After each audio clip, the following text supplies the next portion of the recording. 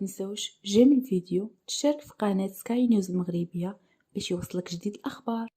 أفادت مصادر محلية من جماعة عين مديونة بضواحي تونات أن فرق الإطفاء ومتطوعين من أبناء المنطقة يسابقون الزمن للسيطرة على حريق اندلع زوال اليوم في غابة جبل الأقرع بجماعة عين مديونة. وحسب المصادر نفسها فإن الحريق التهم مساحة شاسعة من المجال الغابوي، وما تزال رقعته تتمدد بفعل هبوب الرياح وكثافة الغطاء الغابوي بالمنطقة. وقبل وصول رجال الوقاية المدنية إلى عين المكان، حاول عدد من المتطوعين احتواء ألسنة النيران قبل أن تتسع رقعتها وسط مطالب للسلطات المحلية بالإسراع في تسخير كل الإمكانيات لإخماد النيران قبل اقترابها من بعض المساكن.